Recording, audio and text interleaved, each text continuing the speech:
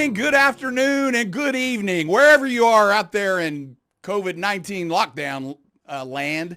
My name is Jim Meehan. I am a ophthalmologist by training. I'm also trained in preventive medicine, addiction medicine, internal medicine.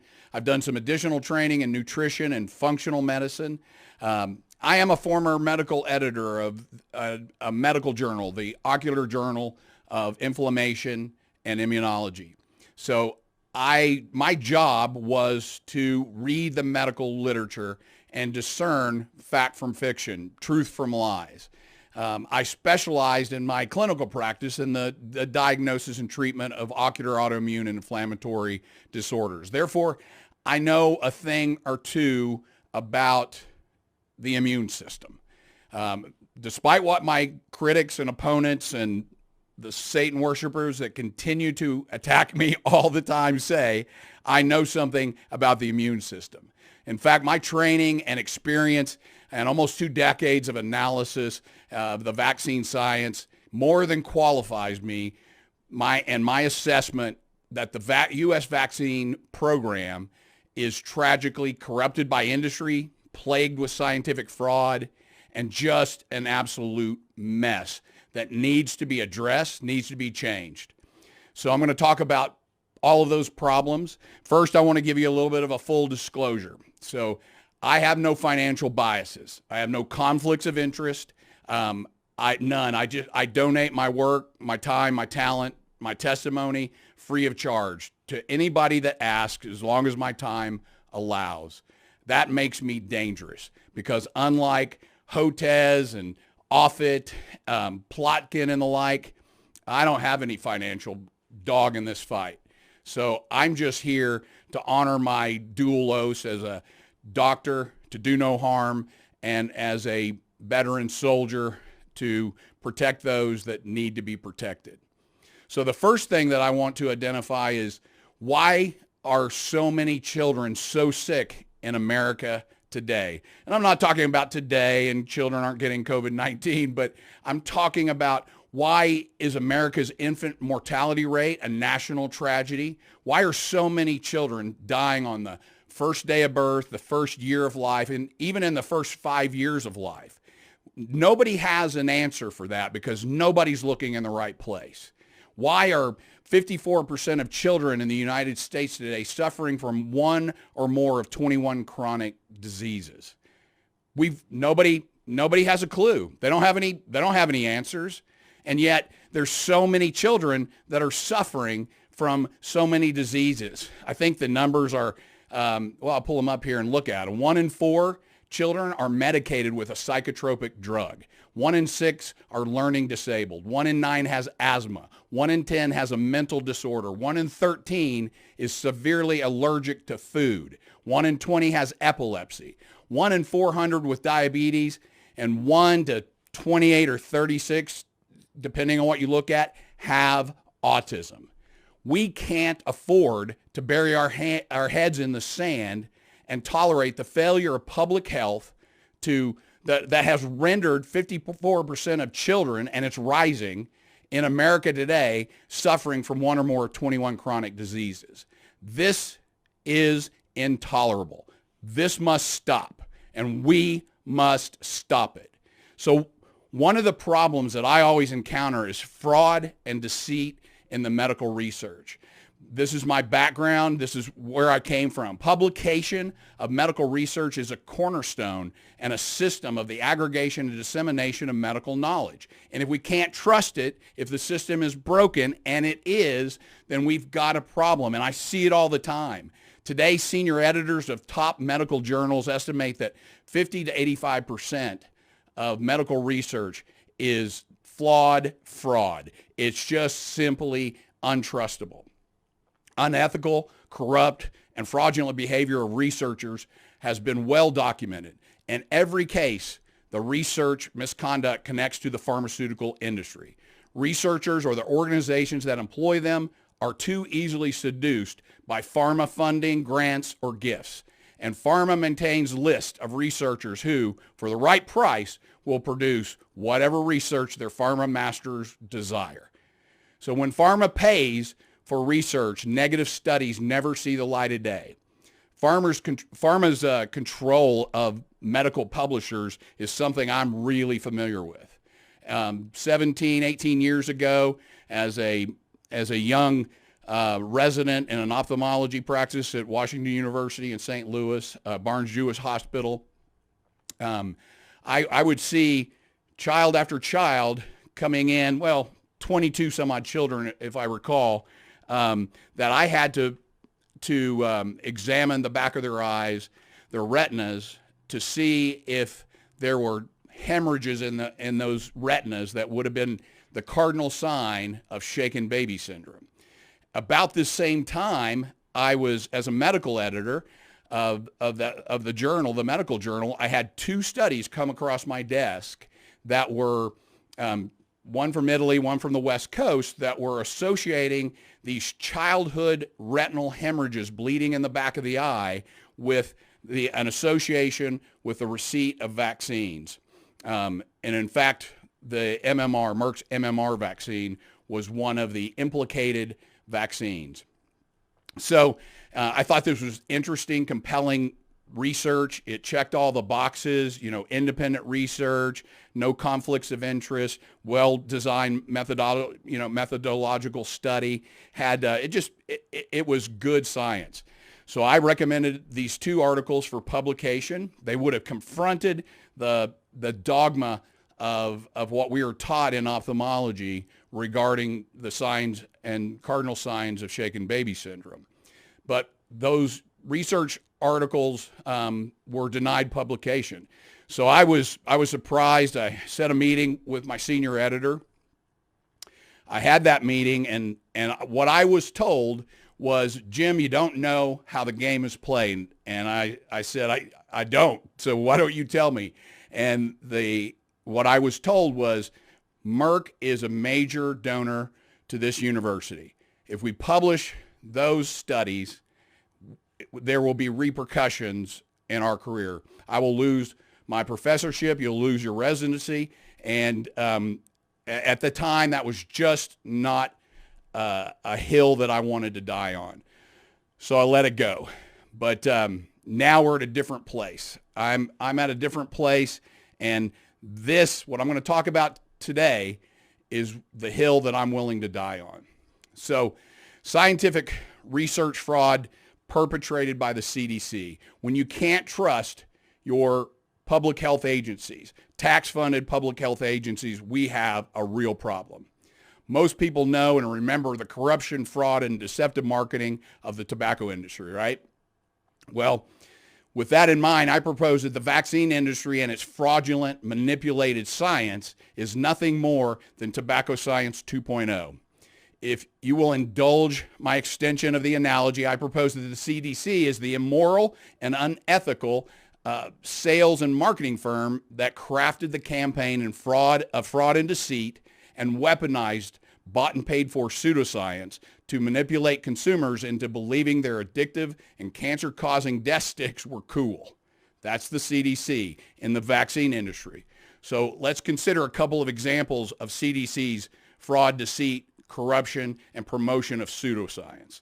So a lot of people may not know the story of the CDC versus Stratton study and that cover-up. So in 1999, the CDC commissioned in-house researcher Thomas Verstraeten to perform a vaccinated, unvaccinated study using the CDC's vaccine safety data link.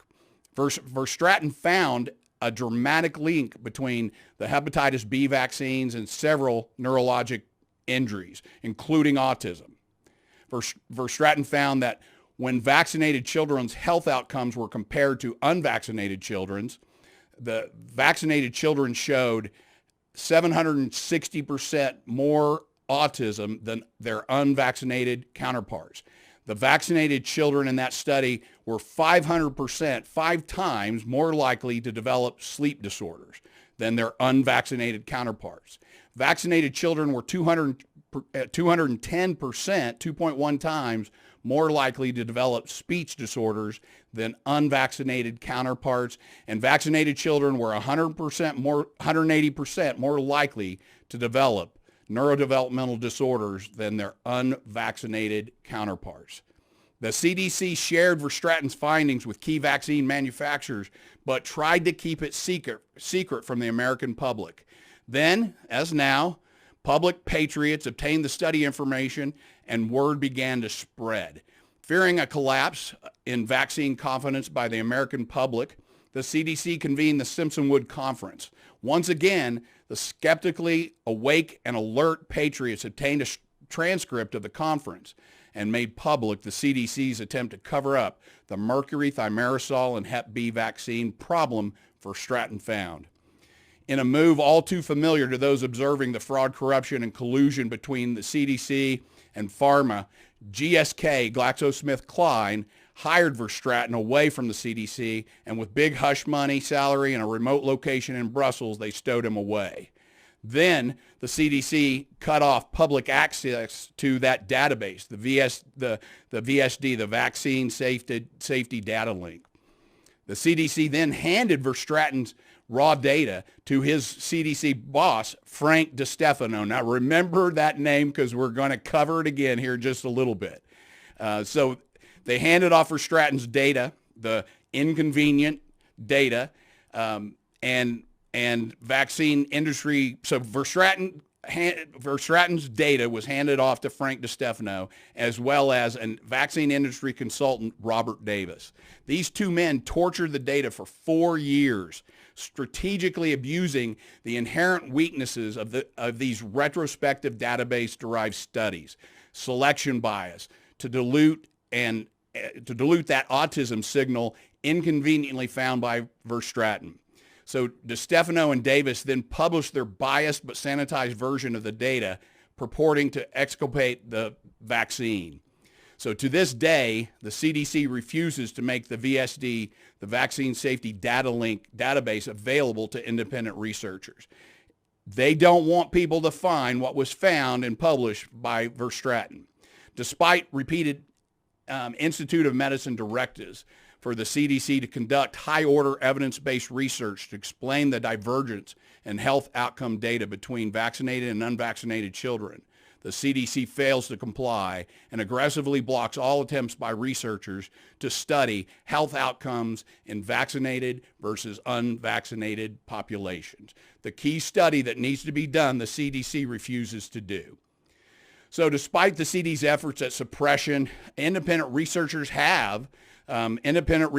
that are free of conflicts and bias are conducting honest research and sounding the alarm that the health of vaccinated children is worse, they're sicker, they're dying more than their unvaccinated counterparts. So an example of this is we have these DTP tetanus vaccination studies that show increased odds of allergies 1.63 times in children. The hepatitis B vaccine increases the odds of special education by 8.63 times, 863%. Come on. This science is out there. Also, Mawson in Mississippi, a lot of people have seen this study, but it's worth repeating. Not the strongest study, but it is the type of study that should signal that we dig deeper, and do more work to ascertain the truth of what's going on. So in Mawson's study, he found an increased risk of allergic rhinitis, 30 times increased risk of allergic rhinitis. Allergies, 3.1 times. ADHD, 4.2 times. Autism, 4.2 times.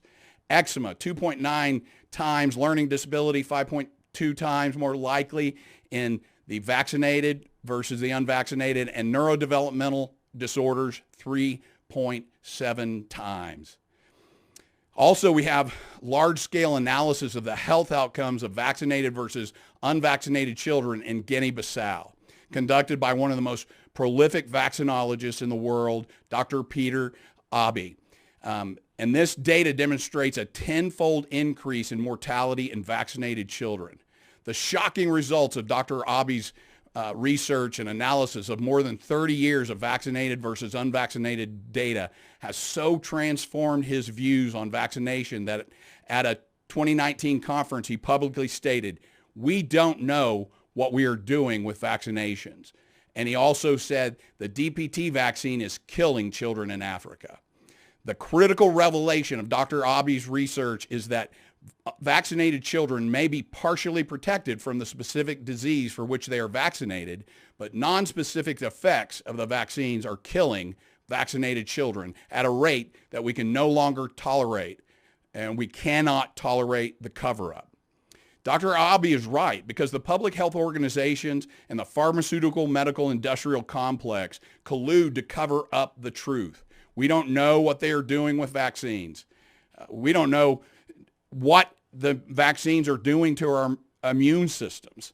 Save for the brave work of independent scientists, we are mostly in the dark about how vaccines adversely affect the immune system, inducing cytokine storms that cause seizures, SIDS, or regressive autism.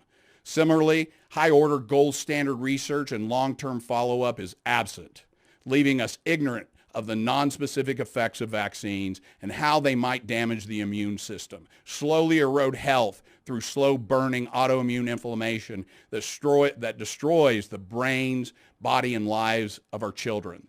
The world must wake up and listen to Dr. Abi's warning before it is too late. Now, something that you're all going to be, I hope you're familiar with, is the CDC whistleblower story. So I want to review it just real quickly because I don't think it's being talked about enough in the world today. I'm not seeing it talked about on social media. Of course, I'm pretty much shadow banned by every social media source, but this is an important story that we can't forget. So let's review it. I've reviewed thousands of studies that draw clear conclusions linking vaccines and their ingredients to vaccine injury. The most important of these studies was provided unintentionally to us by the Centers for Disease Control, and it was published in the Journal of Pediatrics in 2004. Unfortunately, that first publication was fraud, and it took us 10 years to figure that out, to learn that that thanks to the CDC whistleblower, Dr. William Thompson, Brian Hooker, and the documentary Vax from Cover-Up to Catastrophe, we learned that the 2004 CDC study that served as the keystone in many of the claims that vaccines do not cause autism was also the single most egregious violation of public trust in the history of medicine. I think it clearly is. That study specifically considered the association of Merck's MMR vaccine with autism. In this study, the CDC found that Merck's MMR vaccine was associated with autism. The CDC scientists involved in that research study were Frank DiStefano, remember him? Colleen Boyle and William Thompson and a few others. In fact, the study found that healthy children with no medical problems were more than 7 times more likely to be diagnosed with autism. African American boys were 3.4 times more likely to be diagnosed with autism. African American children in general, boys and girls, were 2.6 times more likely to be diagnosed with autism when they received the MMR vaccine on time. So unfortunately, these CDC results, like those in Verstraeten's Hep B study we discussed previously, weren't published. If they had been published, it would have changed everything, and we might actually know what's going on, and we might be able to stop some of the harm that's befalling our children. But instead, we were fed a contrived lie designed to protect the reputation of the CDC and the unassailable institution of vaccinology they protect. By any and all means necessary, they protect it. What the CDC got published in 2004 was the fraudulent, falsified conclusion contrived from several years of torturing the original data until they figured out a way to make the link between Merck's MMR vaccine and its causing autism. CDC lead scientist and statistician on the study, William Thompson, PhD, through his whistleblower protection attorney, published the following statement on August 27, 2014. My name is William Thompson. I am a senior scientist with the Centers for Disease Control and Prevention, where I have worked since 1998. I regret that my co-authors and I omitted statistically significant information in our 2004 article published in the journal Pediatrics. The omitted data suggested that African American males who received the MMR vaccine before age 36 months were at increased risk of autism. That's all online. It's all available. You can see a copy of that statement on the internet. The man in charge of the statistical analysis of one of the seminal papers for 16 plus years that has been a basis for the claim that vaccines do not cause autism admitted that claim is a lie and that Merck's MMR vaccine was associated with autism. For 16 plus years, we've been prevented from finding out why, what, and how African American boys were more than 3 times more likely, and why the isolated autism group of completely healthy children were 7 to 8 times more likely to be afflicted by autism when they received Merck's MMR vaccine before 36 months of age. And even now that Dr. Thompson has come forward out of his guilt and shame and admitted that he and his co-authors at the CDC lied and even tried to destroy the evidence of the MMR vaccine's link to autism, we still have people ignorantly pretending that there's no credible evidence that childhood vaccinations cause autism. Well, the CDC's own damn research shows the claim to be unbelievable, irresponsible, and indefensible that it doesn't cause autism. The evidence is there, and there's lots of independent research that demonstrates it. So let's, during that, I want to kind of, the other name that I mentioned in there was Colleen Boyle. A few years later, in November 2012, while at a congressional hearing on autism, she was testifying before the House Committee on Oversight and Government Reform. Dr. Colleen Boyle, the director of the National Center on Birth Defects and Developmental Disorders, gave evasive answers to the lawmakers, pressing her on this point. After considerable cross-examination, she finally stated, "We have not studied vaccinated versus unvaccinated children." According to a highly respected attorney, Robert F. Kennedy Jr., the boss, that was perjury. Boyd lied under oath while testifying before Congress. Why? Because she's a lying, immoral, deep state vaccine cultist. She has proven she cares nothing about protecting our children. She appears to be serving herself and her dark masters that use children as revenue streams. The CDC is a swamp creature infested deep state. It deserves to be nothing less than completely purged of the monsters that work there.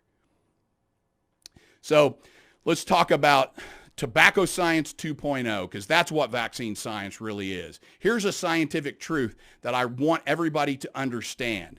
One honest, well-blinded, randomized controlled trial, an RCT, has more power to elucidate complex truths than any 1,000 lower-order epidemiologic studies. The safety and efficacy of vaccines administered to healthy young children demands gold standard RCT methodologies, that is prospective, double-blind, randomized, inert placebo controls, large numbers of subjects in the intervention, the vaccinated group, and control groups of the unvaccinated inert placebo receiving control groups are absolutely required. The duration of observation must be long enough, years, to capture those long-term adverse events such as cancer and autoimmune disease that we see at epidemic proportions in our children's lives and population. What science uses a vaccine instead of a placebo? Any ideas? The answer is pseudoscience. The vaccine industry gets away with scientific misconduct every time they conduct a vaccine trial. The vaccine standards for demonstrating safety and efficacy are much lower than the standards required of all other medical interventions. We will discuss the reason for that in just a little bit here. But as a result of the low and less rigorous requirements for demonstrating vaccine safety and efficacy, vaccine trials almost never compare and control their study vaccine with a gold standard inert inactive placebo control. Typically, another vaccine or even a combination of vaccines are used as the control. Del Bigtree, the Emmy Award-winning producer of The Doctors, producer of the groundbreaking documentary Vax, From Cover Up to Catastrophe, and creator of one of my favorite internet shows, The High Wire, came up with the best analogy for describing how the vaccine industry exploits and uses this deceptive placebo, fake SIBO, vaccine placebo deceptive technique. So imagine that you're going to, and forgive me, Del, if I don't do this as well as you, but imagine that your study question is, does vodka impair your ability to drive? So here's your study design. You have a study intervention group, and they're going to get 2 shots of whiskey, 2 shots of gin, and 1 shot of tequila. And lastly, they're going to get the intervention, 1 shot of vodka. Now the control group is going to get, they're going to consume 2 shots of whiskey, 2 shots of gin, 1 shot of tequila, but they're not going to get vodka.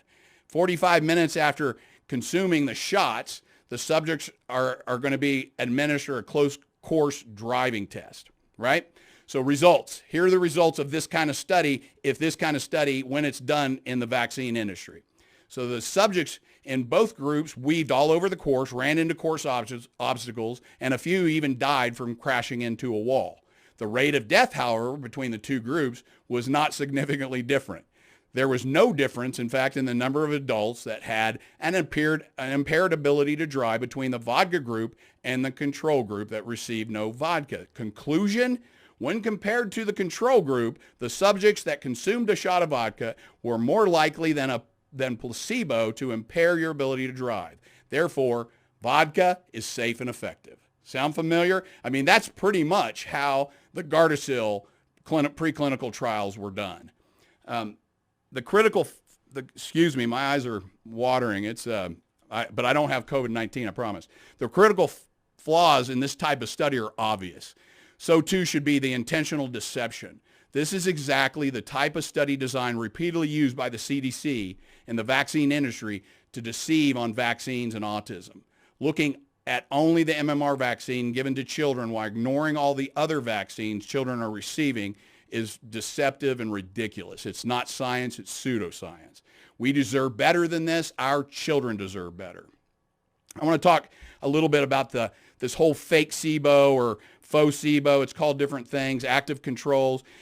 Let's talk about that real quick here. So as if the vaccine science wasn't bad enough, the most nefarious and intentionally deceptive trials compare the trial vaccine to an active control. So active controls contain the same ingredients, preservatives, adjuvants, excipients, etc., contained in the trial vaccine, just minus the antigens. In other words, active controls are antigenless versions of the vaccine being studied in the trial.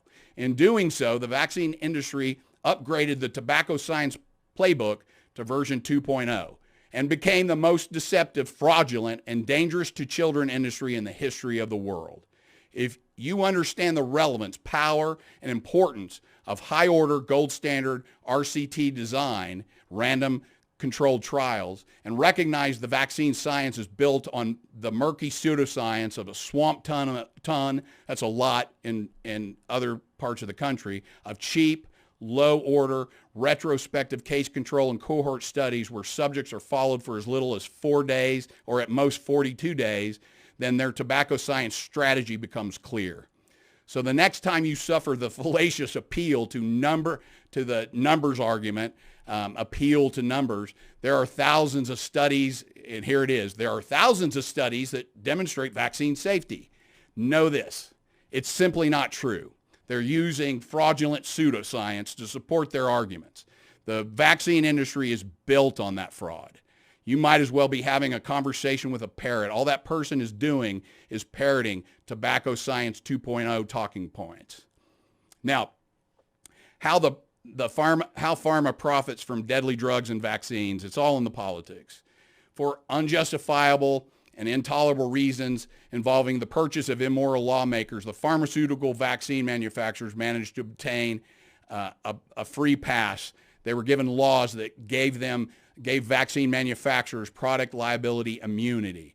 And they also exploited the national defense loopholes to reclassify vaccines as biologics. There simply are no incentives for vaccine manufacturers to make better, safer products.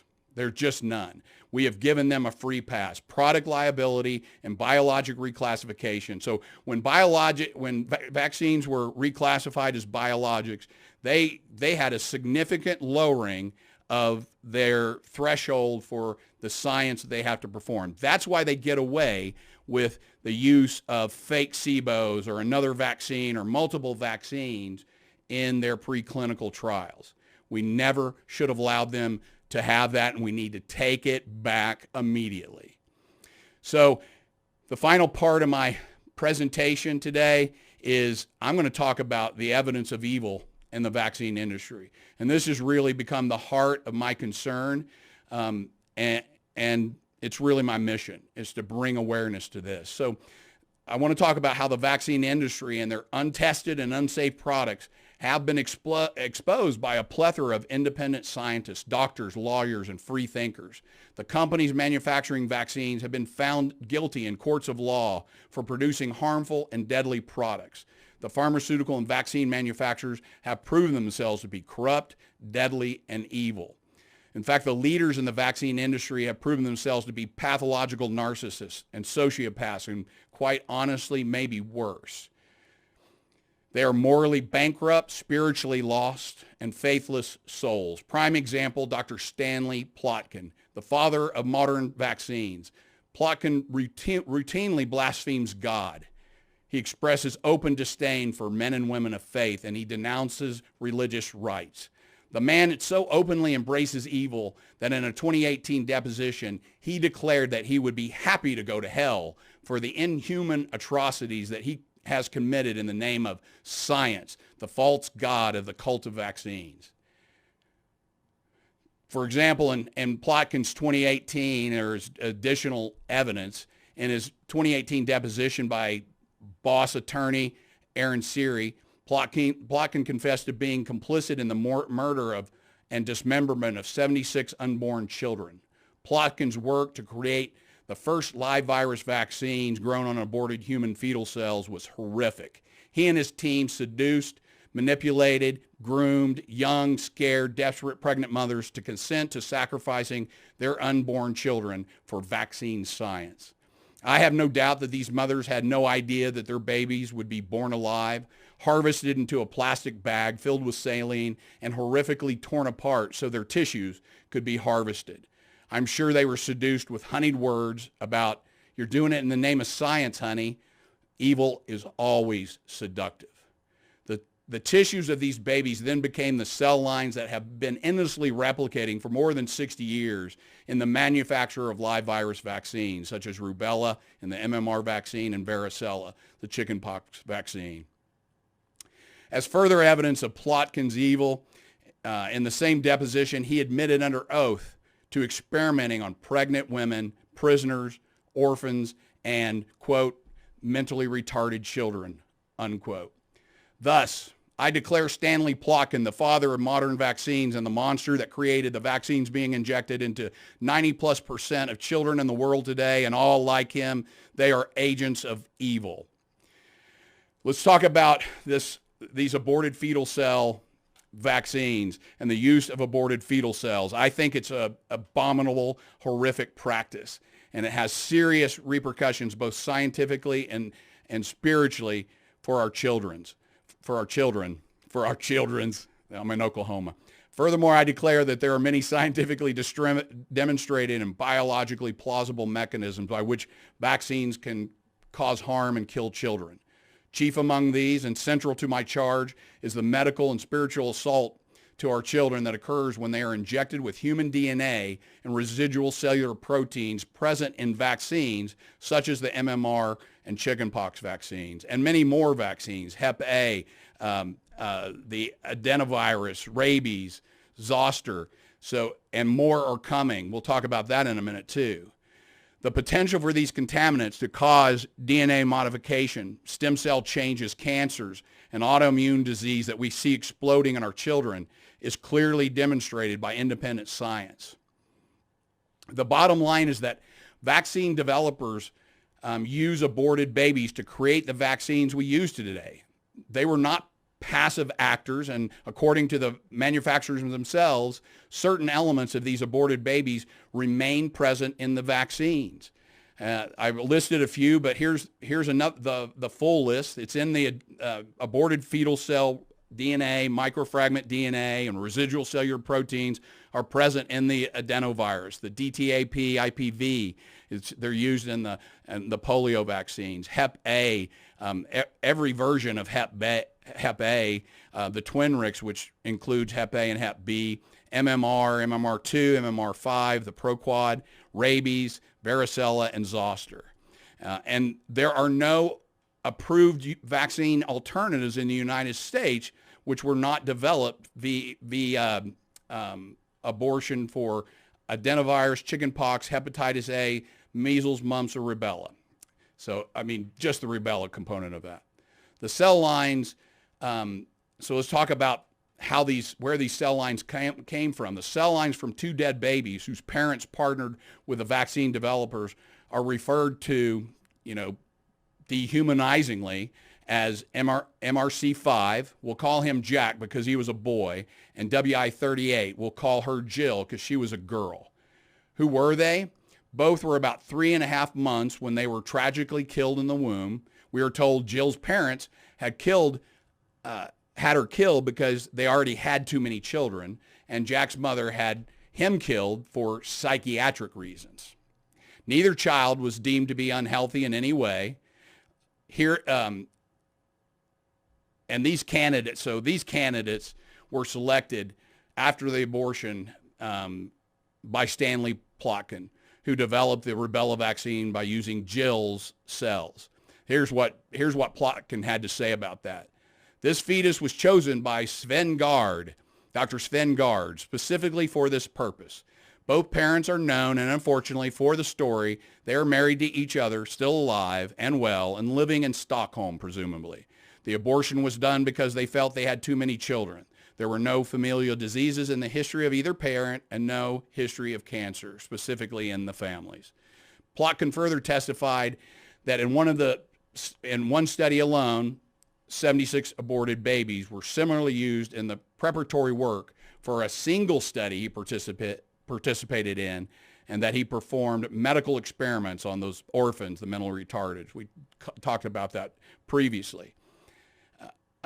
So how they would do this, Dr. Peter McCullough, an immunologist, wrote the book, The Fetus as Transplant Donor, The Scientific, Social, and Ethical Perspectives.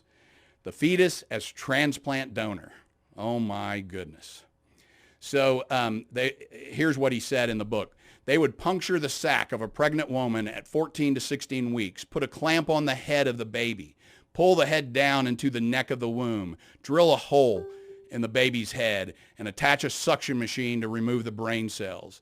At 16 to 21 weeks, they would do prostaglandin abortions where a chemical is injected into the womb, causing the woman to go into mini labor and pass the baby.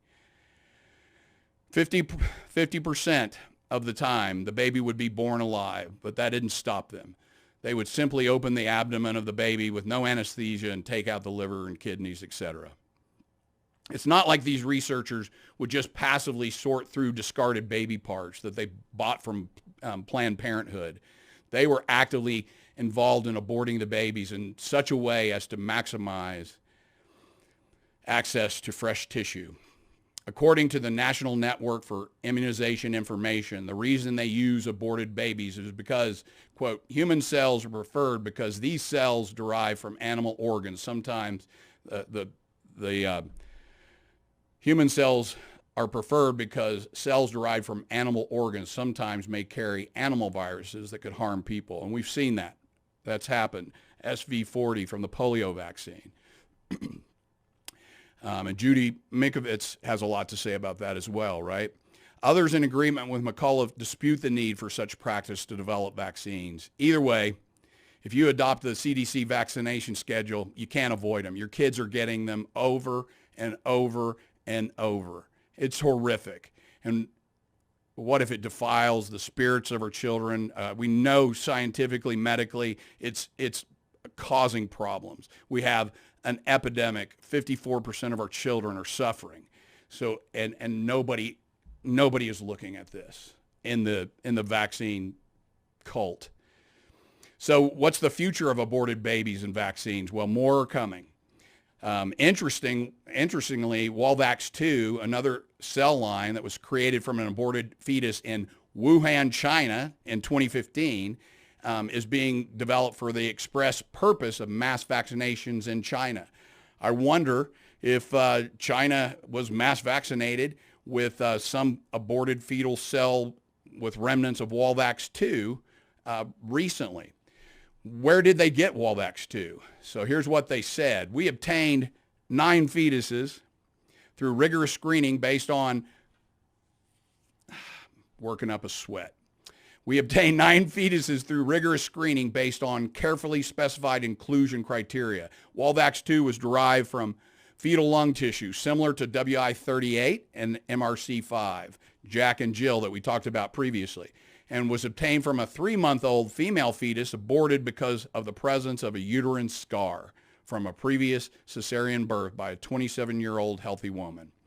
Tragically, in 2015, this baby girl, Walvax-2, was cut up into pieces at 3 months using the water bag method, which is now illegal in the United States, has been for some time. But the vaccine industry, that didn't stop them. They're still going to China to get these aborted fetal cells. So even though it's illegal in the United States, they in China they do it. They're doing it a lot, and they pulled out the child intact from her mother, still in the sac, and extracted the tissues from her dying body while she was still alive. We'll call Walvax-2 Jane. So Jane was selected from among 9 other aborted babies chosen for the unethical development of the new cell lines. And no, we can't rest easy because this is being done in China and not in the U.S., since China is now selling vaccines internationally. In fact, the rumor on the street, and it's only rumor, do your own investigation in this, but it's probably going to be Walvax-2 that the U.S. manufacturers of the current aborted fetal cell lines are going to use to replace what the Corvelva group, this group in Italy, that's been doing the genetic analysis and exposing the horrific finding that the human cell lines used to manufacture several of our live virus vaccines administered to almost every child in America are heavily contaminated with tumorigenic, over 570 dangerous tumorigenic cancer-causing mutations. The vaccine industry is desperately trying to keep this knowledge from the public while they race to replace the human cell lines responsible for so much of the harm, claiming the health of our lives and our children. The Walvax-2 line is the replacement. Clearly, SARS-CoV-19 is not, SARS-CoV-2 is not the only nightmare issuing forth from the lab in Wuhan, China. Another interesting find is that HEK 293 is another aborted fetal cell line that is being used in Moderna's coronavirus vaccine. The vaccine that Bill Gates and Fauci and all the other deep state cultists want to mandate to us. Well, it's being grown in an aborted fetal cell line. So that was exposed by the Children of God for Life, and they've been calling out the pharmaceutical industry for the use of aborted fetal cells for a long time, and in this situation, the potential use in COVID-19 vaccines. So on March 25th, the organization exposed Moderna's use of the aborted fetal cell line HEK 293. Janssen Pharmaceuticals, which is owned by Johnson & Johnson, who we must not forget brought us, they were partially responsible for the opioid epidemic. They're behind this technology that of these aborted fetal cells. It's being derived from the retinal tissue of a child. And here's what Dr. Alex van der Ebb revealed on this abortion at the FDA hearings in 2001. So, quote, "So I isolated retina from a fetus, from a healthy fetus as far as could be seen, of 18 weeks old. There was nothing special with a family history or the pregnancy. It was completely normal up to 18 weeks. That's 4.5 months, by the way, folks, second trimester, because the abortion happened because the woman wanted to get rid of the fetus. What was written down was unknown father, and that was, in fact, the reason why the abortion was requested. So let me conclude my remarks and say this. I have considered this matter thoroughly and prayerfully. I'm a fully devoted follower of Christ. I'm a physician. I'm a scientist. I'm a researcher. But mostly I am a fully devoted follower of Christ. I am concerned to the point of conviction, which is why I'm committed to exposing the scientific and spiritual dangers of injecting our children with the human aborted fetal cell contaminants and vaccines. We face the real possibility that we are being deceived into willfully participating in ritualistic evil that defiles and diminishes the body, mind, and spirit of our children. I believe our children are being harmed and defiled by vaccines to the point that they are so trapped in inflammation, pain, and disease that they are driven to drugs, alcohol, aberrant dopamine-releasing behaviors, and a medical industry that makes lots of money treating their symptoms while making them worse with endless prescriptions of dangerous psychotropic medications. I see it all the time. The science is one thing, but the spiritual issues are much greater. The spiritual defilement of God's children cannot be decided in the medical literature or court of law. It is a matter that must be settled in the heart, soul, and spirit of every person that believes in the creator of all things, God. Every person of faith must search their hearts and consider the consequences, both medical and spiritual, of injecting untested and unsafe vaccine ingredients, aluminum adjuvants, heavy metal preservatives, and non-human DNA and proteins. And most importantly, the abomination of injecting aborted fetal cell line contaminants into our children. Given the power, wealth, and reach of the enemy we face, I have no delusions regarding the cost, risk, and sacrifice required to defend my position. Nevertheless, I accept the mission and willingly pay whatever cost must be paid. I will honor my sacred oaths.